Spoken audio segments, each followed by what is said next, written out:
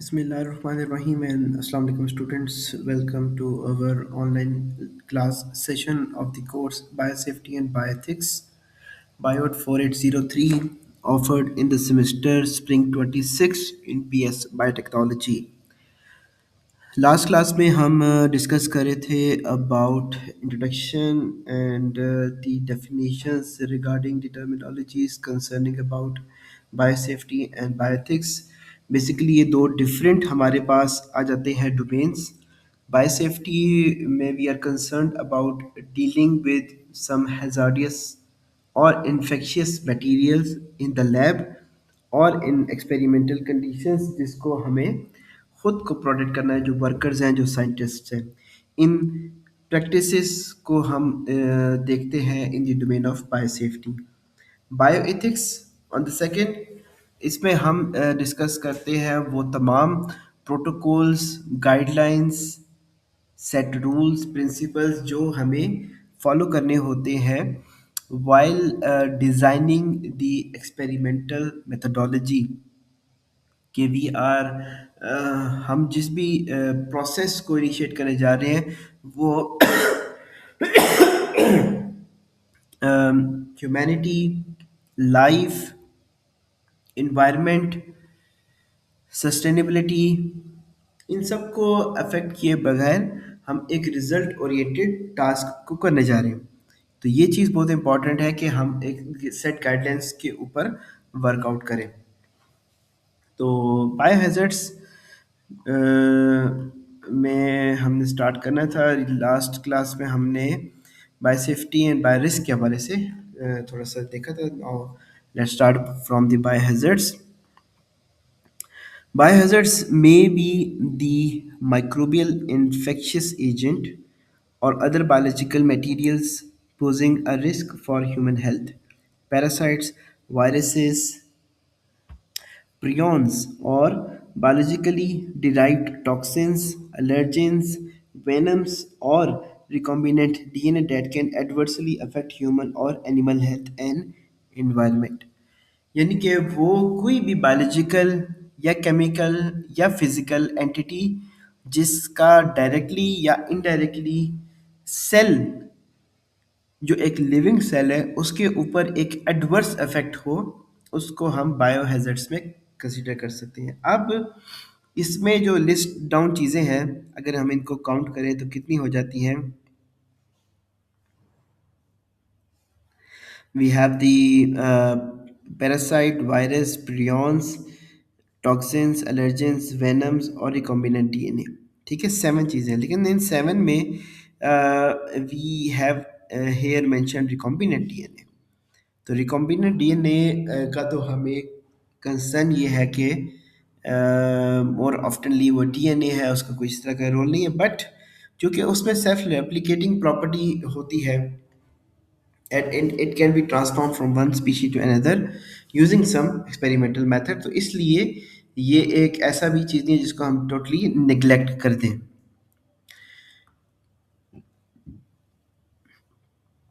The properties of an agent which make it potentially hazardous are, क्या properties हैं यहाँ पे, कितनी मेंशन है, 7, 8, 9 प्रॉपर्टीज इंपॉर्टेंट है, इसको देख लेते हैं।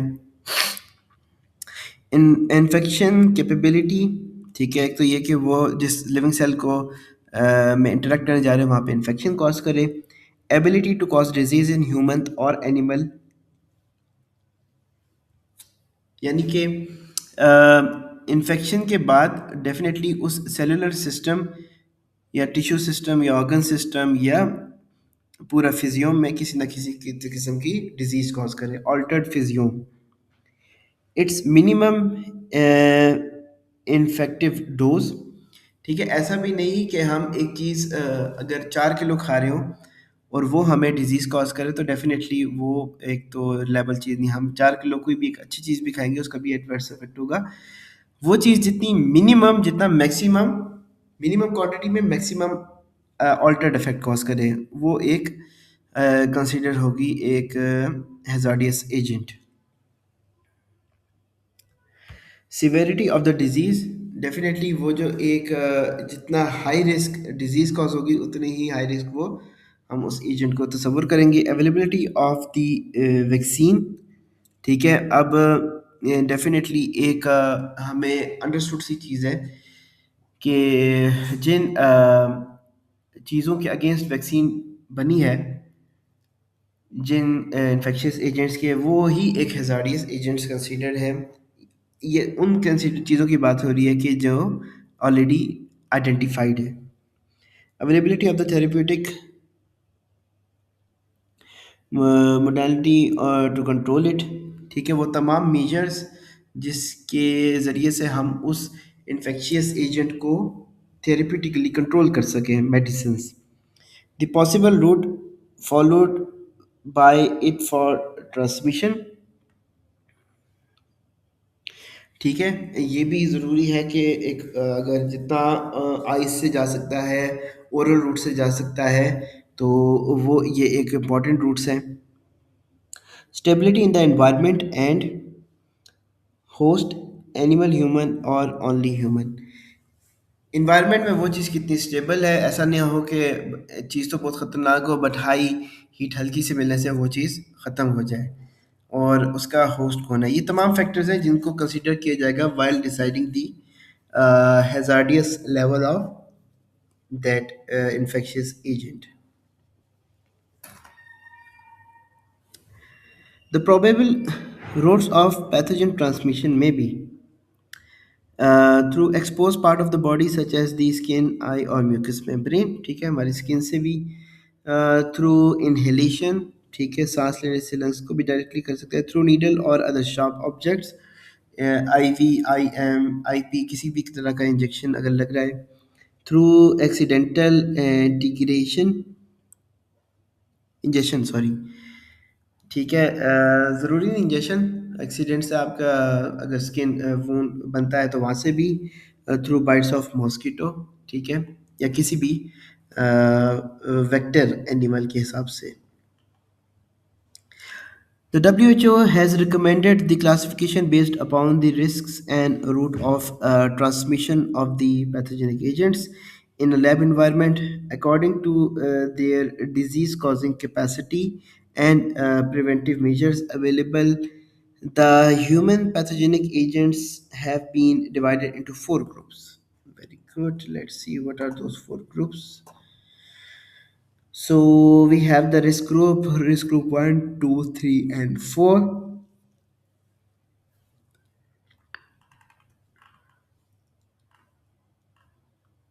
लेफ्ट साइड पे डिफरेंट पैरामीटर्स हैं जिसकी बेस पे इन्होंने जो पैथोजेंस हैं रिस्क ग्रुप को 1, 2, 3, 4 कैटेगरीज में कर दिया है।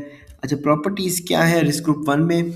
Micro organisms not causing any disease, यानी कि रिस्क ग्रुप 1 में जो सबसे लो रिस्क वाली चीज़ें हैं उनको कैटेगराइज कर दिया गया है। No history of disease in healthy adults like non pathogenic E coli, ठीक है। इकोलाई बैक्टीरिया है, इसको लैब में काफ़ी डील किया जाता है एंड इसके अलावा से हिसाब से कोई ऐसे डिजीज़ कॉजिंग भी नहीं है। ये वो स्ट्रेन्स जो कि नॉन पैथोजेनिक है। इसमें एवियन पैथोजेनिक इकोलाई भी होते हैं और एनिमल्स में भी हार्बरिंग इकोलाइज होती हैं। It poses minimal risk. Microorganism does not cause disease in human and host. Preventive and therapeutic measures available, लेकिन ज़रूरी नहीं होते और BSL बायोसेफ्टी लेवल 1 चाहिए होता है। रिस्क ग्रुप 2, इसमें कौन से आ जाते हैं? नंबर ऑफ स्टूडेंट्स काफ़ी कम है।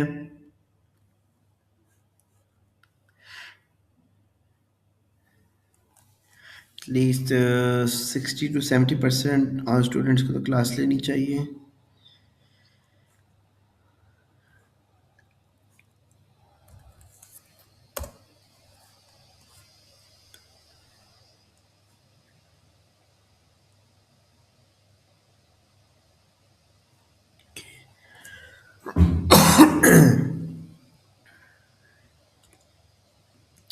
सो ग्रुप 2 में डिजीज़ कॉजिंग ऑर्गेनिज्म लेकिन जिनकी लो पैथोजेनेसिस है, डिजीज़ भी इतनी सीरियस नहीं है, बाकी इनके वैक्सीन्स भी और थोड़ी बहुत ट्रीटमेंट्स भी मौजूद हैं।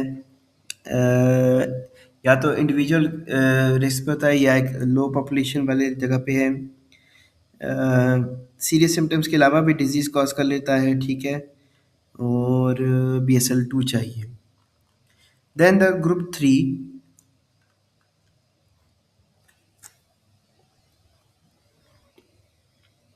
virulent strains, pathogen causing severe disease aggressive, therapeutic भी मौजूद है।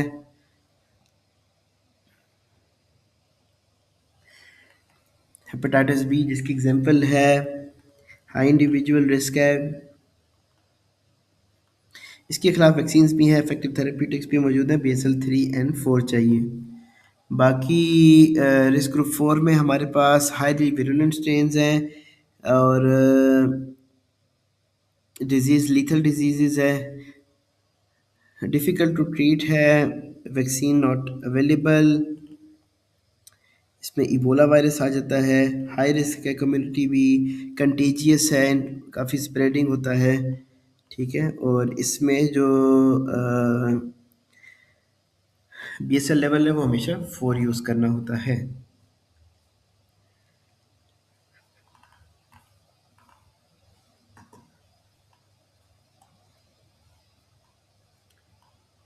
लैब सेफ्टी के हवाले से क्या बातें लिखी हुई हैं? National Biosafety Guidelines came into being because of efforts of microbiological and biomedical communities. These involved the recognition of hazards, assessment of risk, and appropriate use of measures, including the bio containment to prevent hazards.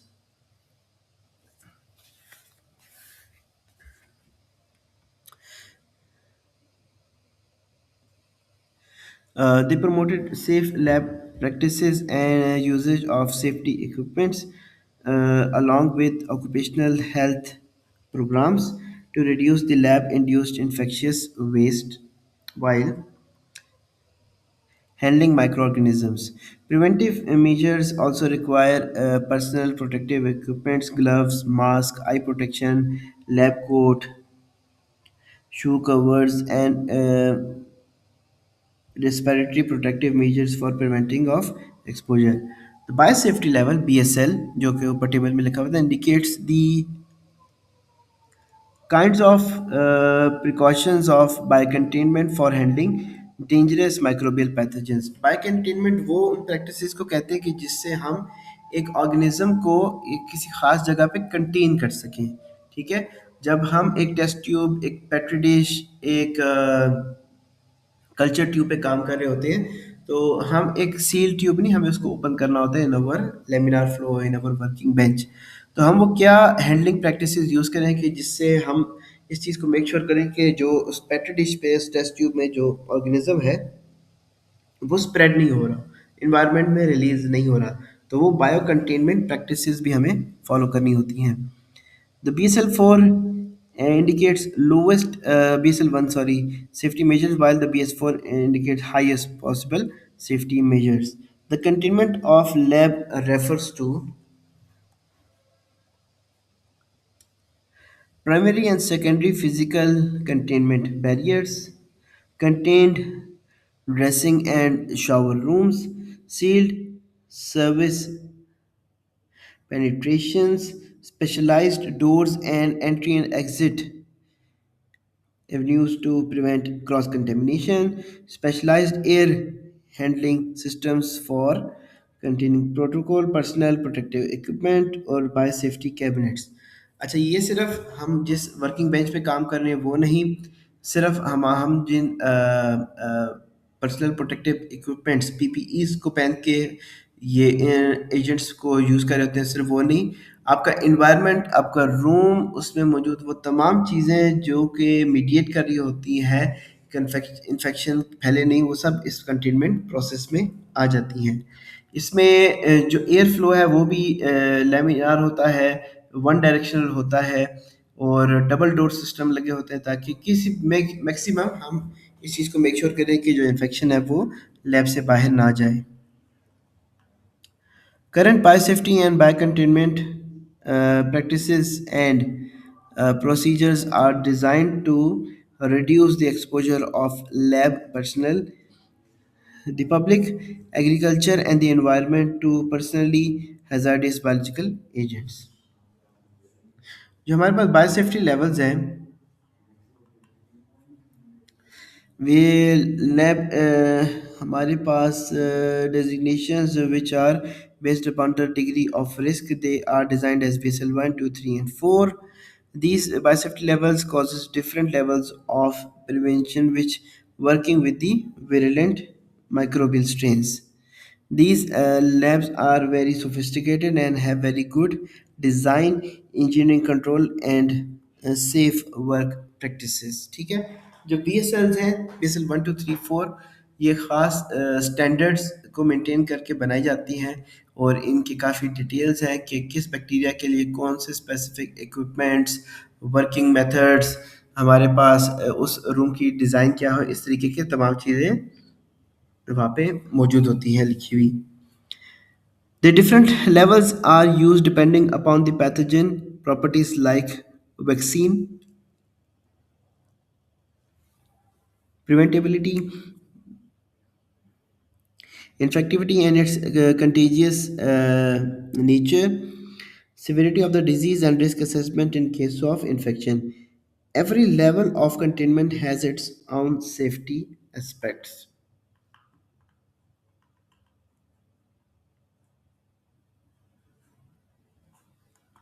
ठीक है, फिर ये हमारे पास आ जाते हैं biosafety level 1, 2, 3, 4 के हवाले से चीज़ें. BSL 1 in this open bench work can be done in basic teaching or research labs. Work involves using chemicals and agents which do not cause disease in humans as E. coli जो non pathogenic है, and yeast. This facility may not have a biosafety hood. ठीक है, BSL 1 से मुराद के इसमें biosafety cabinet नहीं है, open work bench है, इसमें नॉन पैथोजेनिक स्ट्रेन्स पे हमें काम करना होता है. BSL 2 में हमारे पास क्या है कि moderately risk microorganisms responsible for infection and pose risk for infection. इस पे ये हमें BSL 2 में काम करना होता है. बायोसेफ्टी कैबिनेट्स इसमें इंट्रोड्यूस हो चुके हैं. ठीक है, लेमिनार फ्लो इस पे हम यूज़ करते हैं.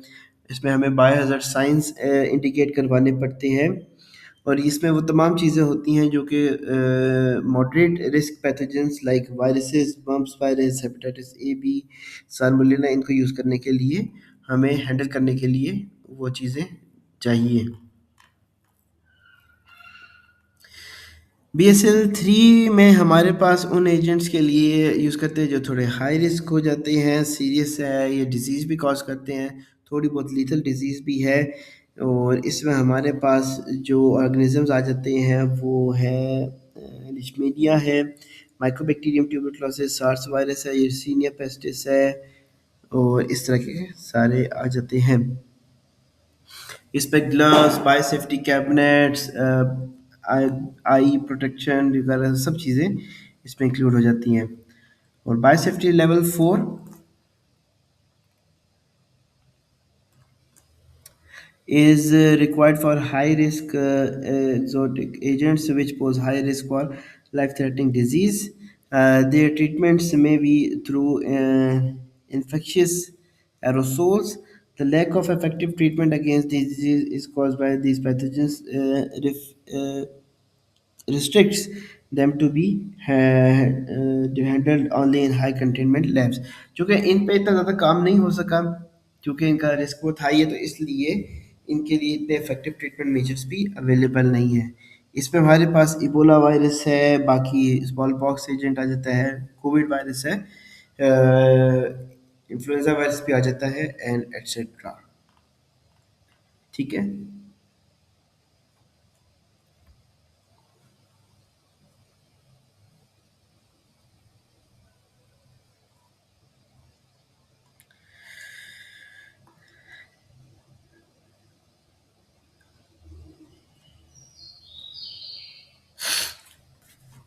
High and maximum containment. Any kind of activity that indicate includes the usage of potentially hazardous human pathogens, zoonotic infection, virus, influenza virus, ये सब चीज़ें ये हमारे पास हाई और मैक्सिमम कंटेनमेंट लेवल्स तक ले आती हैं। कंटेनमेंट्स में हमारे पास जो एडिशनली बायोसेफ्टी लेवल्स आ जाते हैं, वो एनिमल फैसिलिटीज़ के लिए भी हमारे पास BSL 3 and 4 आ जाते हैं। ठीक है।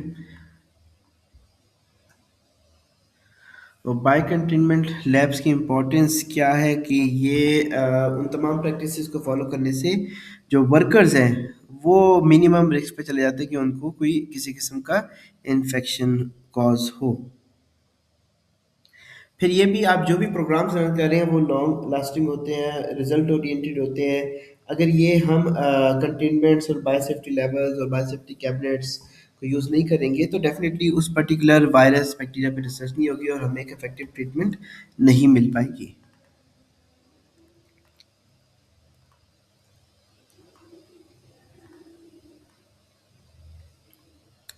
The trainings are required in the areas of usage of microbiological techniques, safe use of biosafety cabinets, medical and lab waste management, blood, human samples, tissue handling, recombinant DNA।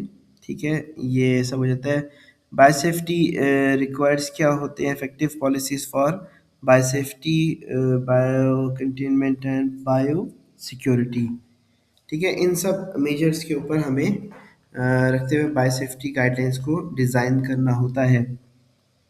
Workers के लिए जो environment है, जो building है, जो lab है, उसको हमें प्रोटेक्ट करना है। और ये एक फ्रीक्वेंट ट्रेनिंग सेशंस होने चाहिए जिसमें वर्कर्स को ये चीज़ की आगाही हो कि कौन से एनिमल को, कौन से बैक्टीरिया, कौन से फंगस, कौन से प्लांट को किस तरीके से हैंडल करना है। और सिर्फ हैंडल नहीं, हर एक के लिए जो पर्सनल प्रोटेक्टिव इक्विपमेंट है वो किस लेवल का है। कहीं पे ग्लासेस ज़रूरी होते हैं, कहीं पे मास्क बहुत ज़रूरी है, एट्सेट्रा। ठीक है। So that concludes our today's class.